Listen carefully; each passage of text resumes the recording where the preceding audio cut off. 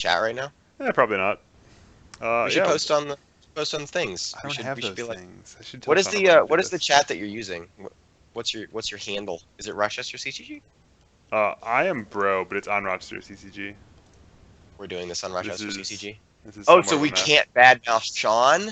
We're a special edition of Top Deck Heroes tonight. Yeah, A very welcome, special episode. welcome to the special edition of Top Deck Heroes. I'm Kevin Broberg, your normal host, and substituting for Sean O'Brien, here are our two special guests for the night. Introduce yourselves. You go ahead, Mark. All right, great. I'm Mark Wisniewski. People in the community call me Slam. We're all here to talk about Turbo Man tonight. I'm really excited.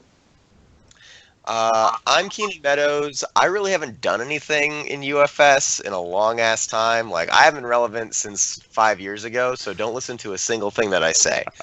But we're here on That's a special my edition, specifically to talk about Turbo Man, his place in the format, how good Scorch Wheel is, all the amazing things you want to hear about that.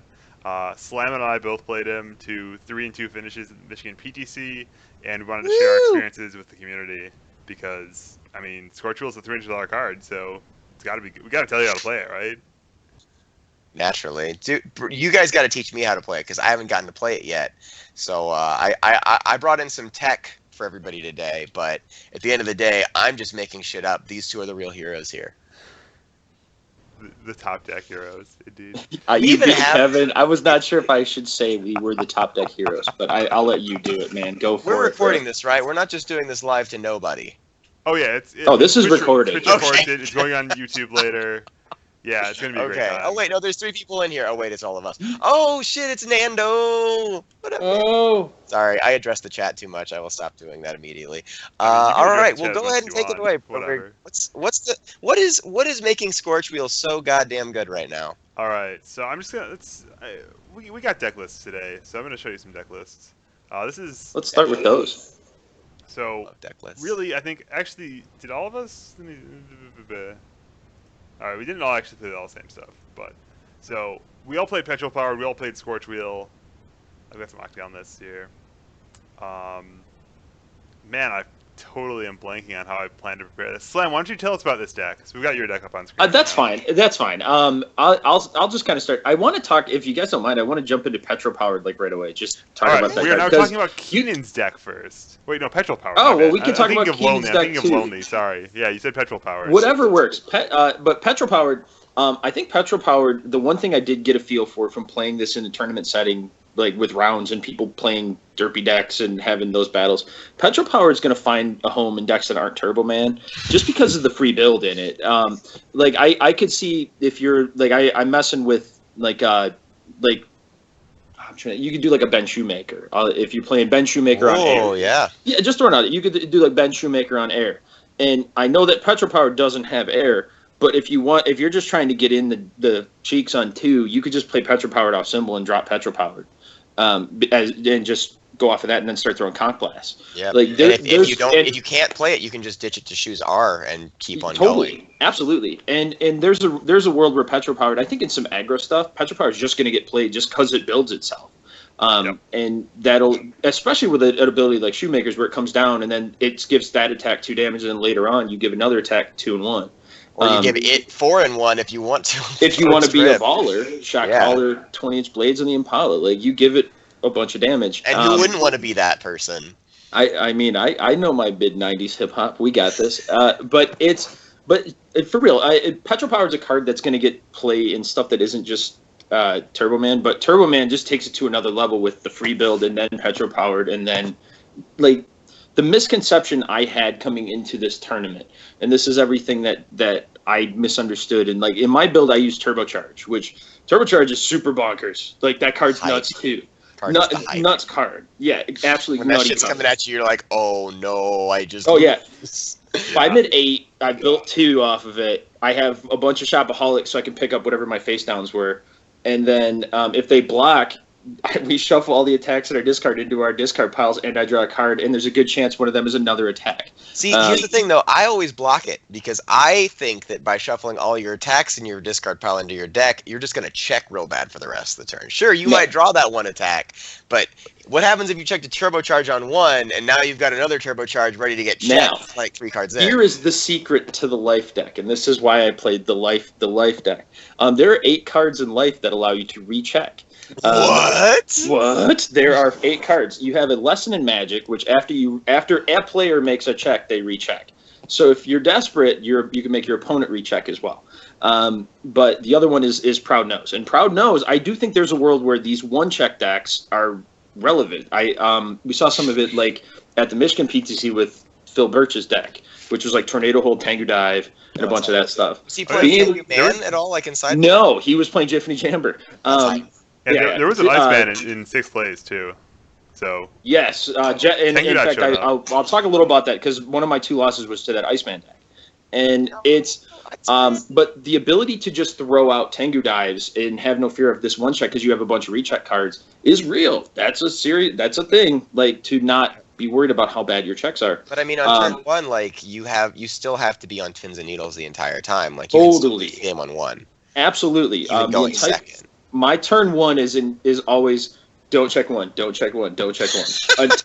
But the other thing though, if I'm going second, my first move is always if you have the recheck card, your form is to play the recheck card and then start building, because that way you have a free out. And that having 8 cards that help me recheck allowed me to play a lot dumber. I don't know if that's the right word, but like play. I think that deck is about as dumb as you can get in UFS. So yes, I absolutely. As far as like now, it creates a lot more room for error. That's the key. Is having that room for error. Aggro. Yeah, exactly. Absolutely. There's stuff I saw to it, and I'll just I don't know if the list's up there right now. Okay, I'm looking over at the other screen. There is the problem that I had as far as trying to make mine super derpy was that in order to have the powerful offense, I had to take a lot of defensive pieces out. I don't run Athena's Knight. I don't run Portal Barrier. I don't run Speed Hate, like High School Crush, any of that, because you just don't have space. Just kill people, man. You have to just kill people, and to be able to potentially see, like my entire defense was Revoke and Templar. And what else do you need? Not a bad one. It's Two not a bad action cards in the game are your only defense. But I think you're going to be okay there, Mark. Here's the problem though, is that when you face decks that go, all right, or if you face a more long game deck, like my 2 losses were to the Iceman, which was Tornado Hold, Tango Dive, Tango Dive, Tango Dive, Tango Dive 17 times over, into like Ice Slashers.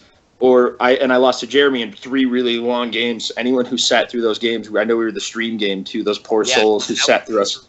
That was literally. It was very long games. Granted, watching Jeremy play is like watching paint dry, but that is to a point. But it's legit. It was a great deck, and it was a weird counter to Turbo Man because if you form as Turbo Man, Jeremy's deck counters by forming down his Crime Fighters, which is his 4-drop foundation. So it's a tough matchup to play through, but I walked away from it going, this is a very strong aggro deck, but it doesn't feel broken. And that was the thought. I felt like it was broken, broken like they need to ban this tomorrow, kind of broken. And I don't feel it's like let's go ban it tomorrow yet. Right. Nats might change my mind when people bring out the big guns. This is literally the first tournament with Battle for Power as well, was Michigan. Right, So stuff could change between now and Nats after people see a little bit, like kind of a preview through Michigan, and then Nats next week. So and in the first tournament, you would have been stupid to not play Turbo Man. Like, I think. Just because, like, looking at that set with no idea, no inclination of going into it, like, that character obviously the most overpowered thing you can possibly ask for. And so like I think that it's interesting that like you finally get to testing him and you're like, oh wait, this guy isn't as snapped as we felt like it was. And we were talking about this a little bit before the stream started. But I mean the fact holds that like anyone can die in this meta, and especially a 7-hand size 20 life character, they can really die in this meta. And so Turbo Man's got a lot of defensive tricks that he needs to be able to pull off in order to win, in my opinion. But that's just me. Either way, that's actually a really interesting segue to rip off of for my deck, which was largely it was very different than Slam's. I I didn't play. I played it off the all symbol actually, but there's a lot of similarities too. Obviously, we're both scorch wheeling, but I played 3 copies of Throw It Down and 2 copies of Key Aura as defensive bullshit Oh. tricks. On top No of one expects that +0 high block, man. yeah, these cards are both so good. They're like you don't have to make control checks to save vitality. That's really what these do. That's true. And on top of that, they're also excellent high blocks. So I tested a bunch with Jesse's Iceman deck and got sick of getting massacred by these flying Yamato spears or like eating a Tengu dive on turn 2. Like you just lose those games every time if you have to eat a Tengu dive. And often maybe you failed your second or third form, and so it's really important to be able to block those. That's what was going through my mind when I added these cards to my deck. And I also tried to I dug up Hydra Fork as a +1 low block that I can tutor up with Key Aura in case I play. I was wondering Snake Man or about some that. shit. I was wondering about the Hydra Fork tech, because I was playing your deck a little bit on Octagon against Turner so we could test out a little bit what the Turbo Man meta looked like, and it was like, this card, I don't think you ever get the combo off on it, but maybe sure you you kill do. somebody randomly? I don't know. Yeah, no, you totally can. It's like a 6 low for 10. If your hand's full of foundations, just 6 low for 10, and you can also powerful 3 with all of the attacks you poked them with earlier. That's true. I That's a lot. The biggest challenge I think I had at the end of the weekend was just playing A, getting murdered by aggro decks, and then B, managing my resources in long games. I think on one, I'm actually sure that my quarterfinal match against Jeremy got streamed, and I played like a total donkey because he dragged the game out for 20 minutes, and I just threw all my cards on the table and was like, hope I draw great off Ladies Man, which is a plan, but it's kind of unreliable. It's one of them. Yeah, and in game 1, he literally scooped after failing to find an Astro Crush for 10 turns, and I'd flipped Oh, he out the just staging scooped? area face down. I started attacking him, or sorry, previous turn I had played all 4 Scorch Wheels and failed to kill him, and then on my turn, then he Good couldn't as a kill symbol, me. guys. Who knew? He couldn't kill me, so he passed the turn back, and I play a transform and put a Spiders and Dragons in my card pool, and he's just like, I'm not entertaining this. You have Zings in your hand. Why am I'm not sitting through Wait, this. I'm done. Yeah. He wasn't playing Ken Koki, was he? No. Koki? No. He That's was my a favorite very straightforward deck deck. against- That card's funny. Okay, yeah. I mean, Jeremy Ray plays a very straightforward card. It goes in one direction very slowly until eventually you just fall over because you forgot to run it back. Kind of, sort of. But yeah, where Slam went with Turbocharge to try to fill up his staging area, I tried to do this crazy Ladies Man plus Hunt for Spiders and Dragons combo. Technically off-symboling this, played some kind of janky stuff, like Hydro Fork, to be able to enable that. And I played 4 Transforms and 13 Slams, because I thought this was just the way to go with this guy. Transform, when you play a Transform, it makes all of your cards insane, especially Beast Cannon. Transforming for Beast Cannon is like the bread and butter with this deck, I felt like. You just get so much incremental advantage out of it. Like we were talking about with Petrol Powered, Transform for and then a Slam that you actually just pass the Slam it's like having Petrol Powered on it. Yeah. You get a free build. It's great. Yep. It's awesome. It's Christmas. But yeah, there's a lot of people just dying, and then I played Seeking Information as one of my spams because spams are great against people who are trying to kill you on 2, and they also give you a game plan of sorts in long games where you just keep putting Artifice Avarice or Scorch Wheels back in your deck. Mm-hmm. Typically when I resort to spams for the don't die on 2 thing, I tend to go especially in all the that 2-diff 5-check season guide. Were you playing that? No. Okay. No. Okay. Yeah, because I just like that because it's if I check a Scorch Wheel on my first card, don't care. If I check it on the second card, really don't care. Third card, maybe care. But it seems like it sort of fulfills the same sort of purpose. But I did see you shuffle some Scorch Wheels back in your deck on the stream, and I was like, all right, that's pretty slick. I might take that tech. Yeah, and actually one of the things I thought about heavily with this deck too, along the lines of not dying, I was only playing 10 no blocks, and that includes Petrol Powered and Ladies Man and some throws. But you weren't playing Templar, were you? I had Templars in the sideboard. Okay. Because against everyone else, they're playing Tengu Dives on 2. I can't, Templar doesn't help you against Tengu Dive. Not at all. You need the right block zone. Yep. And if people Which are is like always napalm high. bombing you, you just kind of try to race them and hope they don't kill you. Yeah. Um, Right. It's an ace. I had a thought that I was going to there, but I lost it. So Keenan, you want to talk about one of your decks? Because we Oh, actually have sure, why not? two builds from Keenan let's Meadows this week. let's go with For Broberg with Love because it's really the deck that I've been testing with Turbo Man. And I built it for Broberg. There's a little bit of love in there. So essentially, when I saw Turbo Man, I saw okay, you've got you've got a lot of great ways to put foundations in your staging area. Spiders and Dragons, incredible. Transforms, insane.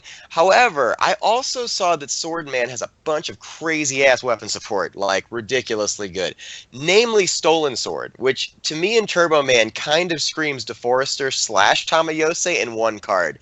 Essentially what Stolen Sword is doing for you in this deck. It's a linchpin. And the nice part about Turbo Man is you can just send it in there. So it's an action speed linchpin where you're immediately like, I don't care you're playing Napalm Man, I don't care you're playing Dimitri, this card is going to be live, and unless you're playing some really crappy Swordman tech, that 1/5 that blows itself up to do nothing, I don't give a shit. I'm going to hit you with some stuff.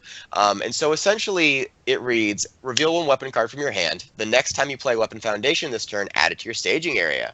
So essentially, every Weapon Foundation that you can play out of Satoshi's support, typically, is a petrol powered, where you just play it and you build. And this, it doesn't really matter for cards like Swift and Nimble.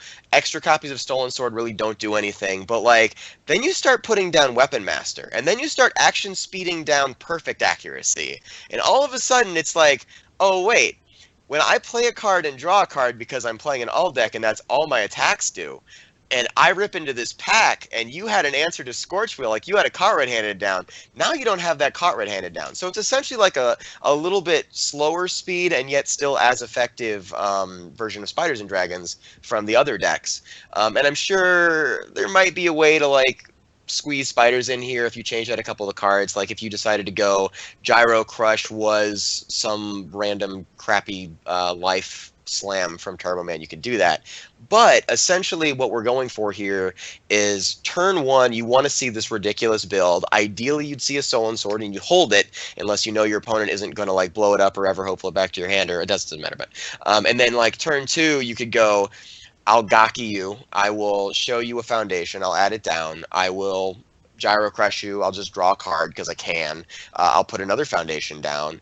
After that, maybe I get a Curse Splat. I put in Partners in Crime Fighting because it's really good with Turbo Man's readying ability. It's really good with Curse Splat. Either way, you're going to get some value out of that eventually.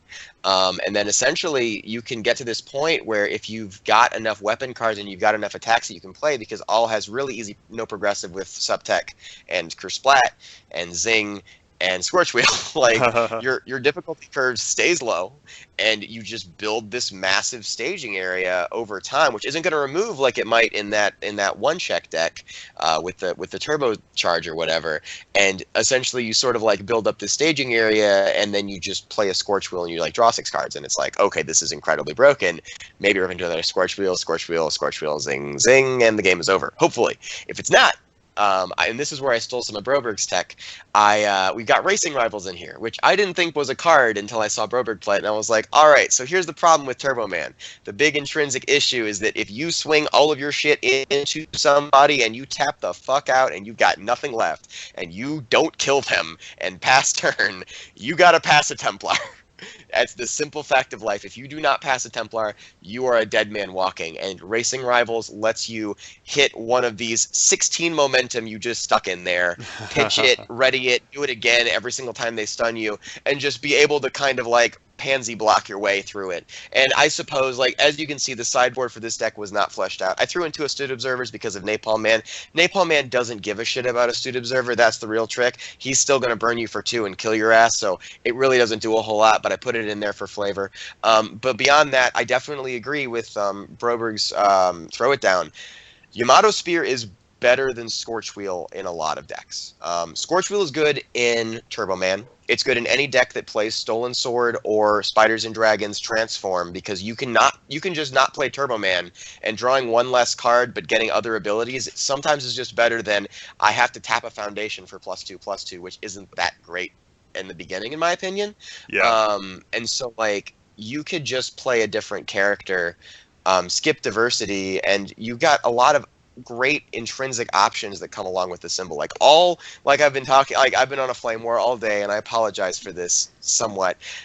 Part of it was very warranted, but regardless, all does everything as a symbol. It has life gain, it has progressive difficulty reduction, which is essentially check boost.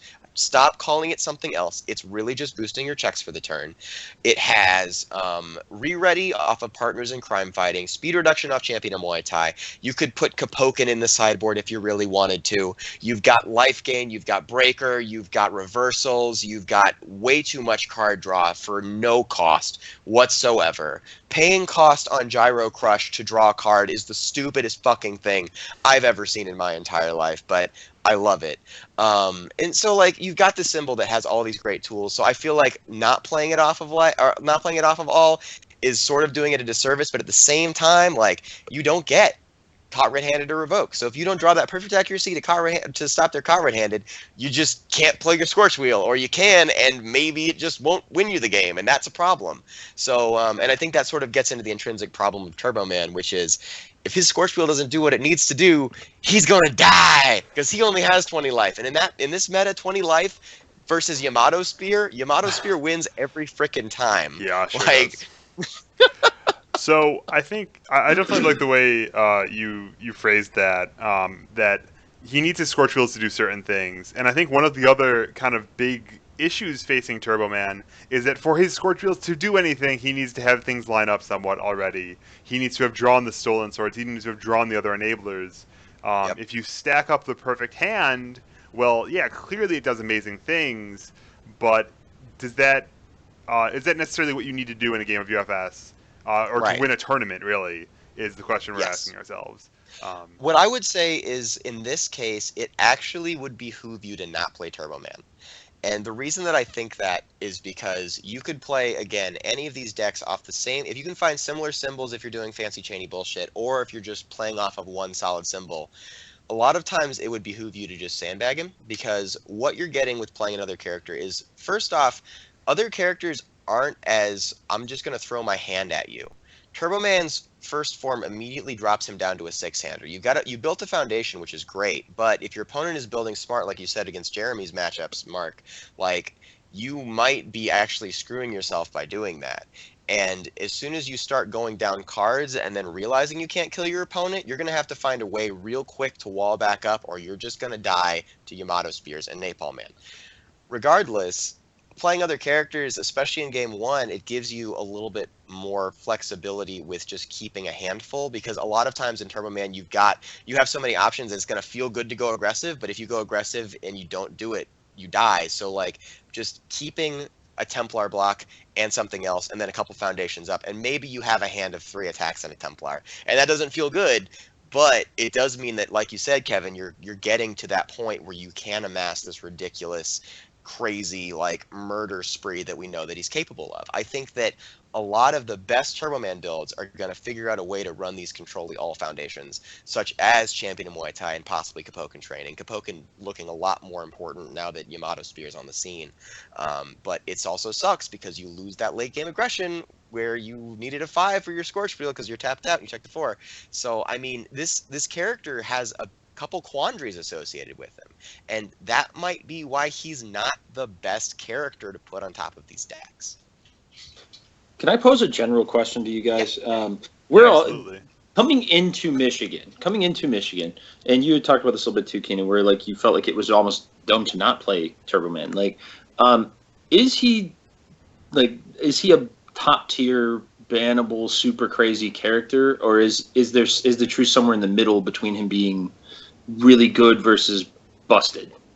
So I think that if you play 3 games with Turbo Man, there is a chance. Like you build your day one Turbo Man deck. You just say, well, what do I want to do? Like just take whatever your first impression is. You put it on paper. You put it together. You play 3 games with it. There is a chance that you say this is this is more broken than Happy Holidays. This is more broken than anything ever printed.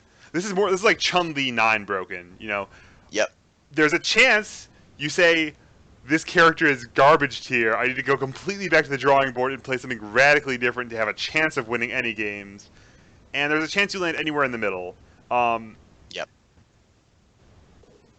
it's easy to build a deck and then build a deck that will have a nut draw, and then Scorch Wheel the shit, like turn one kill you, like drop down Lonely, like petrol powered Scorch Wheel, infinite It's incredible. you're dead, whatever, It go feels so home. good.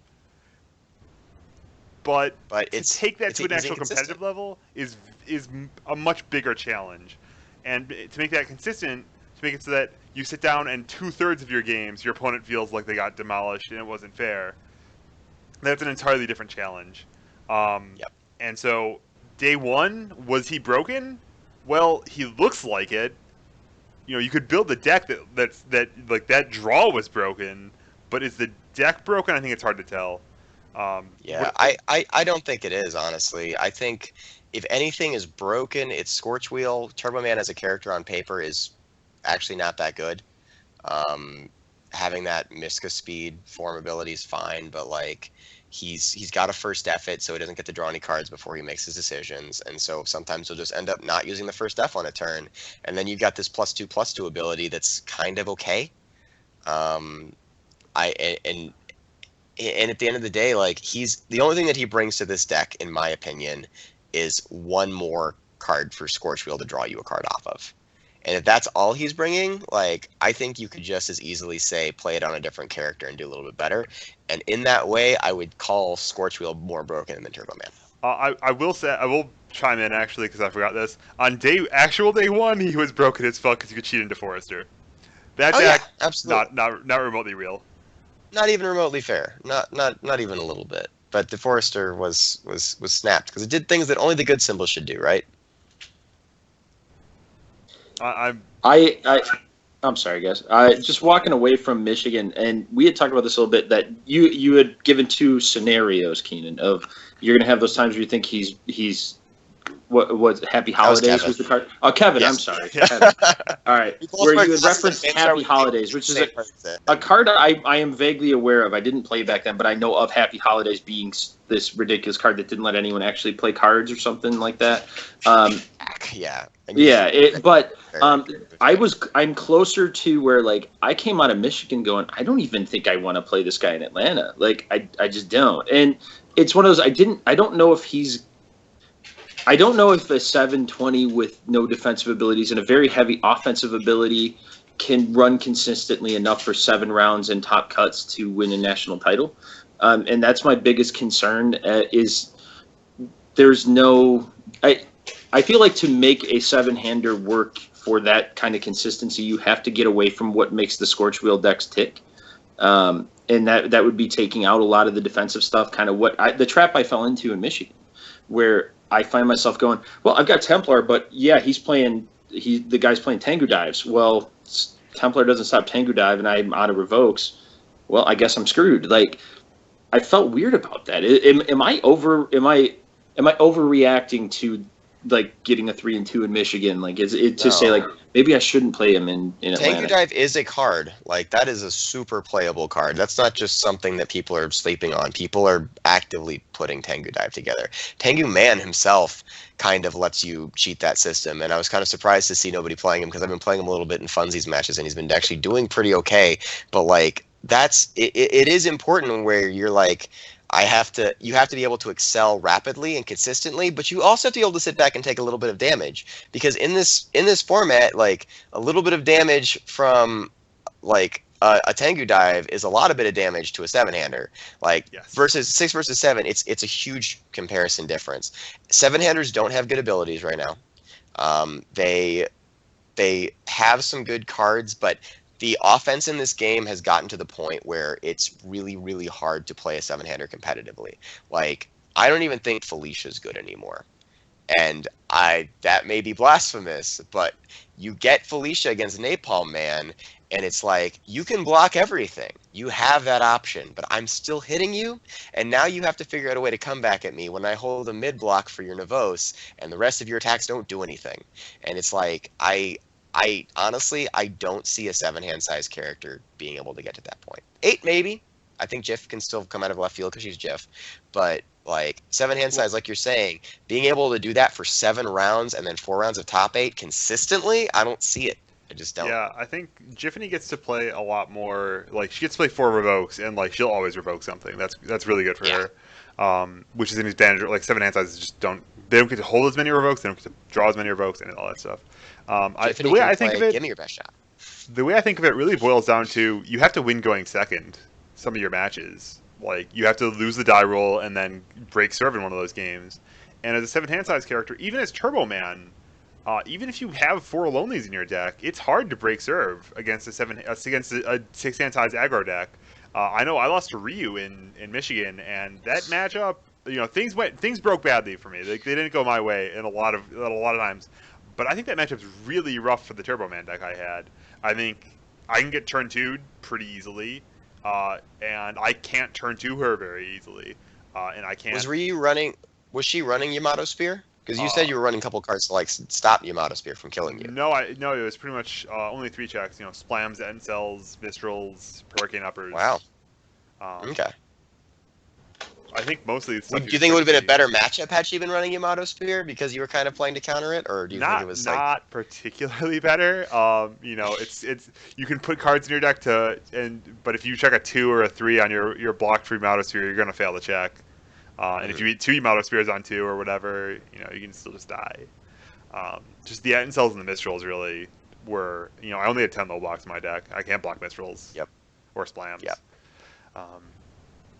And I think there's a lot of decks like Ryu that are fast, consistent, like that put damage out there that can race decks like Kim or Napalm Man if they're not. Yeah, but putting up Ryu's the enough best defense. one. Yeah, Ryu's in a Ryu's category. by far the best one. Well, Ryu's the best at doing what Ryu does.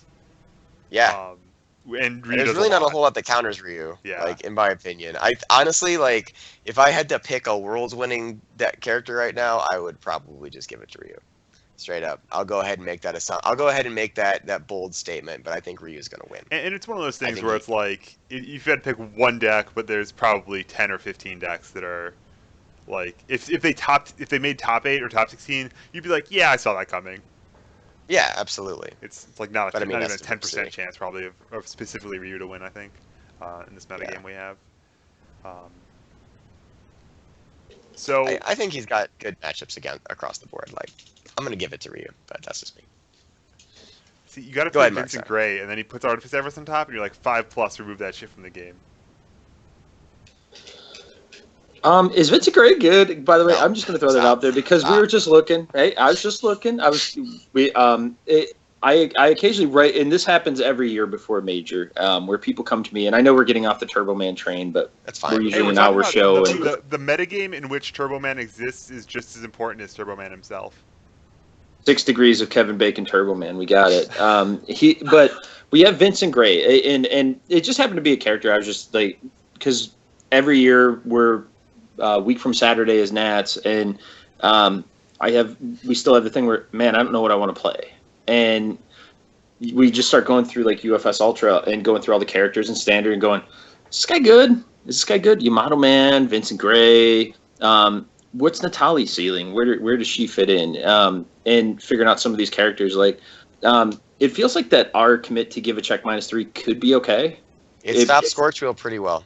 Yeah, it feels like it might stop some of the dirt, but then at the same time, like, do those dirt decks just wait a turn and then beat you up the next turn? Like, that was my biggest concern with him. Like, how The real does he? I question don't is, think does he have an back. ability to force the kill between those two turns? And given the symbols that he has, I'm gonna go with a hard no. Like Order, it got 4 characters out of the new set, which is the best it's got for it. And maybe you can like run some weapon slammy bullshit and Nightman your way through it. But like at the end of the day, Vincent Gray's biggest problem is that his offense is dictated by 5 checks. And Order does give you access to Jeremy's Foundation, which is a better way to do it. But like it's rough when you check that 5 and you tap resources and your opponent reveals a revoke on the top of your deck and they're like, all right, you just kind of lose. Like Vincent's got dice rolly offense and he's got defense that's really good on turn 2, okay on turn 3. Doesn't really do anything on turn 4, and past that, it's complete garbage. So he just, if you slow that game down for a turn, you need to be able to come across the table, and then you start dice rolling your offense and realize this doesn't really add up for me. That's what I think about Vincent. I still think he's good. And I mean, if you're Garrett Brett, you can win a character, you can win an event with him because Garrett Brett can apparently win with anything.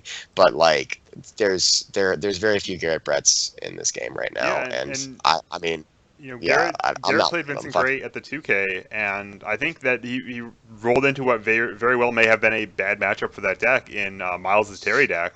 That's just a 29 vitality, Oh, got Templar on every card. Yeah. Kind of gives him a headache. that's true. You And block everything that Vincent does, and it's like, oh no, you were supposed to take one of these to the face. yeah, Dang I think goof. that's kind of the challenge of this metagame is, if you want to play a 7-hand size deck that'll win kind of any game that goes long, well, now you have to win the games that don't. You have to win against Napalm Right. Man. And if you want to play a Yep, 6-hand and- size deck that says, I'm going to make the games go long, now you got to beat the decks that want to go longer than you. Yeah, And it's tough and to you find still that have to balance. beat Napalm Man because Napalm Man will just end the game. Like that character just says the game's over. Like you're not getting past turn 4 against Napalm Man. If he's playing a good number of attacks, you don't. You're dead. Yeah, It's Napalm Man fucking stupid. really forces you to plan ahead and to consider your outs for the game, I think. How do Yeah, I you win have this game? Oh, he has 0 cards in You hand. have- He has to draw 0 Yeah. attacks next turn. That's how I win this game. Okay. Back in the day, people could get away with playing like back in 2010. I was playing Heihachi against Garrison Benel in top 8. He's playing this Amy deck, and this Amy deck is literally nothing but like 3 damage reversals, and then he would just play this ridiculous turn where I couldn't block anything, and I would die because of some sort of random good damage comp. I think it was Regretful Existence or whatever. But like you bring that Amy deck into the 4 now, you can't play that style. You literally can't because there are going to be enough Napalm Mans in Swiss, and there's at least going to be one Napalm Man in top 16. And if you run into that, you just lose. You don't. You can't. You have to have an out, like you were saying. You have to have. I'm going to end the game in this way, shape, or form. And so like it's making it hard to play Dimitri. Like I've been testing this guy because I've been playing Dimitri for the past year, and he doesn't kill you and you just die to Turbo Man, even though you've got all this life gain, or not Turbo Man, but Napalm. You've got all this life gain, but if you can't kill him fast, like you have to be running a more aggressive game plan in this meta, which will really screw you up when you go up into like a control versus control matchup, and you need to be playing this lower game plan, and all of a sudden you've got all these aggressive cards that aren't necessarily as effective. So it's a weird. It's like I agree with you. It's a weird meta. The thing about Ryu though, I don't think he plays badly against anything. The worst matchup that he's got is Life. The best Life character is Dimitri, and Dimitri loses probably to Napalm Man and probably to Scorchville as well. So I don't know. Either way, that's my tangent. I've got a lot of thoughts. I'm sorry, guys. I hate to be steamrolling this conversation, but I have so many. I'm gonna throw this out here. Was it a travesty that, like, all right, how good is Kim? Because Kim ran roughshod over the Michigan PTC 2 years in a row. I can tell you that I beat Kim in both those events. Yeah. The guy who won, I beat him in Swiss. Yeah, Kim is, man. Having messed with the deck after seeing what it did in Michigan, I went and built it myself. This is where the debate, and I try to be as positive as I can towards Jasco. So Shane and Jason, I apologize in advance. There's literally no interaction with that deck. I've gotten to the point of talking like it's playing solitaire. I'm just playing against myself, and even like the characters that should give it a problem, like a Clark or a Mega Man, because of Quan Chang Nim, you don't have those worries because you just shut off their ability and there's no interaction once again. Kim just plays the same 2 attacks over and over again and keeps doing his thing. And then the thing that's made it more busted is the addition of the Indians cards with Artifice Avarice, Developmental Years, and then Jeremy's card. So they just gave it 12 amazing order cards on top. Oh, and Season Guide. So I'm sorry, 16 amazing order cards that just went, all right, so Jeremy's card counts as 2 foundations for Kim's ability. Season Guide doesn't count towards progressive. And, if I don't see Team Kim, Season Guide and Dauntless Hero lets me make sure I never bomb a check. So you literally can't F it up. Yep. As I It's edit stupid. swearing and after 39 minutes of everyone else swearing, and I edit myself. But I feel like Order Kim's super busted. Like really, really, really busted. Like more than everyone thought Turbo Man was.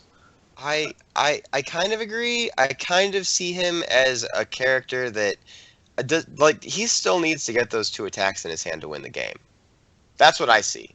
Yep. I like because Kim and he does have to see Team Kim, and he does have to have like 2 good turns of build. And a lot of times, like at least what it feels like in this meta to me is like you get to that second turn and you might just be dead. And maybe this is just like maybe I'm hyperbolizing everything, which I kind of tend to do. But like if Turbo Man rips his orange on you, Kim doesn't really have a way to stop that. He played out 4 cards in his hand, maybe 5, because he needs his second giant ass turn to build, and then you just ram shot all over him with whatever the hell you have in your hand. Napalm Man, I was kind of shocked that like Kim beat Napalm Man, because I was under the impression that Napalm Man was just going to keep putting him behind a foundation every single turn and then just grind him out because like Napalm Man can destroy Team Kim. Now the season guide tech I wasn't really thinking about, so I mean maybe that was different. Maybe he got some lucky breaks on some checks. I didn't watch the matches. I again resigned it and I was tired. But like I was kind of surprised. I honestly I was kind of surprised that Kim still did well. Though I do see like you were saying, he did just get 16 amazing order cards, which are only amazing in his character as order cards, because order can't have good cards, because Jason doesn't like order. No, they're good. They're legitimately good cards. I don't think developmental years is playable outside of Team Kim. I mean, it's not great, but No. I mean, it's a 1/6 that's better than it's better than Is it a 6? check. It's a 5. It's a 5 plus It's a 1. 5. But you get a ready one. 5 1 a Jace. It's 5. It's a 6 a Jace. It's 5.5. Okay. It's 5 No, and a it's half. I'll give you that. 6. Artifice is playable in any deck that can play it, definitely. Yeah. Season Guide is very good. What was the last one? Jeremy's card. Jeremy, yeah. Oh, Jeremy's in card's crime busted. fighting. Which Yeah. is very much a Kim, Jeremy Ray, whoever else can like has a cost that commits a foundation for a fair price. Turbo Man. Yeah. Turboman, Terry. But so my take There's a on lot Kim, of characters. I think I'm broadly in the same camp as Keenan. I haven't lost to Kim terribly often, and I've played him and played against him in several tournaments. I think that like I remember at the PGC that Church won with Kim. I want to say it was in Arkansas, maybe. He played against Dave Wagner and said I got very lucky to win the match against Dave Wagner against the Fire Aggro deck, because the Fire Aggro deck just races him. It's just faster. Kim doesn't. And that deck still exists. Kim doesn't stop it, and it just burns his face off unless the fire deck checks like has bad breaks in one way or another. I played Felicia, and like people like there were builds of Felicia that lose to Kim, but I felt like mine didn't. And I know I lost a PTC to Kim in the finals where I got turn 2'd because he drew a 1, 2, and 3 check kick on 2. And killed me through a Templar and a stun reversal. Yep. And that's the most annoying. That's the most frustrating thing for me against Kim. Straight up is when like it's literally just when it's like I did everything I could do right, and you still just turned your hand into 2 attacks and just whapped me with them over and over and over again until I died. Like that is the part that I don't find cool about Kim. Like, but he does have some consistency issues. But granted, given this last result, like, how bad are they now? I don't know. Fuck, like this meta is so unexplored and it's so tiny. And that Rochester or the Michigan PTC was such a tiny sample size of UFS. Absolutely. It's really hard to say this is what the meta looks like now. Like if I had to choose the top decks coming out of Worlds, I would say we're going to definitely see a Napalm. We're going to definitely see a Ryu. We might see a Turbo Man. And then after that, you're rolling dice on like 15 or 13 other decks. So it's so hard to say where you're really finding your niche. But those are the characters that I think are the most ridiculously backbreaking. And then after that, you get into this inconsistent territory where you might win, but maybe these characters are just a little bit better. I don't know. And I think certainly a lot of it will come down to how do you build your deck, which end of the spectrum are you shooting at, and how are you trying to kind of get lucky with your matchups or with how you like with how things break out. Like Kim, he says if I draw my one check, I'm going to deal. Like if he draws one check versus like if he does two Hangatsuzens, he's a wet noodle. He can't kill anyone. If he draws two That doesn't one do checks, it does a million. If he draws two one checks and a two check, now he has a multiple. Now he has 5 multiple copies for like 7 high for 7. Yeah. Like, it's a huge variance. I know in the like if you can watch the matches from the Michigan PTC on Twitch. They're still archived, although they might be expiring sometime in the future. So we should look into that. But anyway, I know in the final game he actually wins off of drawing like all 3 of his one check kick, and his opponent has Diplomatic plus Greek Fire, which Oh no! cancel Kim's That's the R. exact thing that's supposed to stop him, but it doesn't, because he's got 28 health for some reason. Well, no. Well, Greek Fire cancels his response. I think it might be non-character. I'm not sure. But I think it cancels his response, and Got you. turns out that makes him so you need Nah. an extra kick to kill him. But he didn't even Yeah, it doesn't. that diplomatic trigger. He just played 4 consecutive kicks from his hand, and comboed them all, and then multipled, and the multiples were more than enough to seal the deal. So what we're basically frustrated about here is how good and versatile Kim is when it looks like he should be complete garbage. So it sounds like we should play Kim. I don't think you should play Kim. I don't know. I think that like Kim beats 6-hand size decks. So Jeremy Ray's in our chat. Ask Jeremy Ray about his Mega Man versus Kim matchup, and he will lend you an earful of suffering Jeremy and Ray 0% will lend you an win. earful about literally any match you've ever lost. It's okay. I love you, Jeremy. You're not wrong. But Kwang Cheng Nim wrecks his deck. It's a slow defensive deck. He can't pressure Kim. Turboman can pressure Kim. Felicia can pressure Kim. Fire decks can pressure Kim. Can Snake Man pressure Kim fast enough? Can Ryu pressure Kim fast enough? Maybe. Usually. Sometimes. Yes. Snake Man? I don't know. What It's is Snake that? Man. Shiranui no Snake Man. Get him. How is Shiranui no Snake Man, Mark? You are the best person to tell us that. Just to play it in general, or like against Kim? Right now in the meta, how would Right you, now in the meta, could you put that character in top 16? If you were It's a- playing that character if for I- Atlanta, could you make that top 16? yes, I think I could. believe I don't think I could get it. I'm legit. I think I could get it to top 16. I don't think it would be consistent enough through like untimed standard rounds to necessarily. I'd have to get some love from the pairings the whole way. Right. But that's but what top 16 is. It's all about Because from the the one thing I didn't do was like after Atlanta, the Atlanta PTC, I was like, 4-2 is fine. I'm good. I'm good on this deck. It didn't feel like world beater. Yeah. So I put it down and was like, all right, I'm done. There's some tweaks you could make to it and some stuff you could add to it that I think could make it much more legit. The addition of a low throw though was so huge for that. That's why it worked. Having what is the free fall? Free fall. The new low throw. The free fall was huge. Like that's the entire reason that deck works. But at the same time, like you could derp that into top 16. You're not going to win, but you're not going to win the whole thing. But you could get to top 16. I mean, I think it's hard to say you wouldn't win just because like my experiences with a lot of what top 16 is, especially in really well balanced metas, is that it's going to come down to, did I get paired into the deck that just completely stomps me, or did I get paired into the deck that I built my shit to beat? Like going through any top 16, you're going to roll some dice and get really lucky on some pairings and get really unfortunate in some pairings. Like the last Atlanta Pro Tour, I was like, I just really hope I don't have to play against Broberg.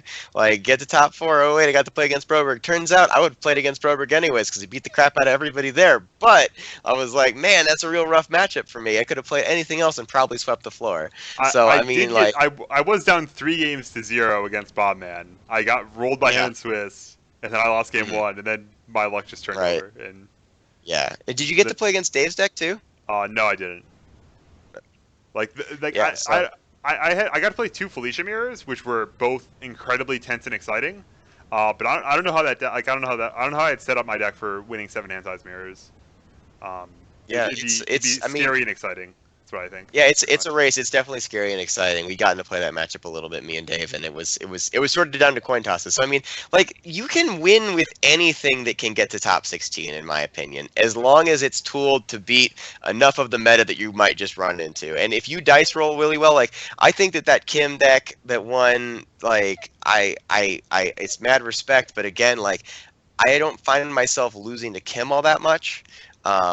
And when I do lose to him, it's super frustrating because it feels like he just got super lucky and got to go off like turns before he was quote unquote ready to go off, and that's just sort of how Kim rolls, which is why he's so good. But at the same time, like I've played Kim and I've been like, man, this deck is super inconsistent at times. So Yeah, like, it's a frustrating character in general. yeah, I just think don't that like his build. there are times when Kim like playing inside Kim. I feel like I'm rarely like unless I have Team Kim and 10 foundations in play or something, and like 1 check 2 check. Like I rarely feel like I'm more than 65 or 70% to win the game. Sometimes it's turn Yeah. 2, and I'm like, well, I got 2 kicks and 5 foundations. Hope you can't block for shit. Yeah. Sometimes Hope I don't chuck a it's- one. Yeah, and then sometimes I think I'm winning.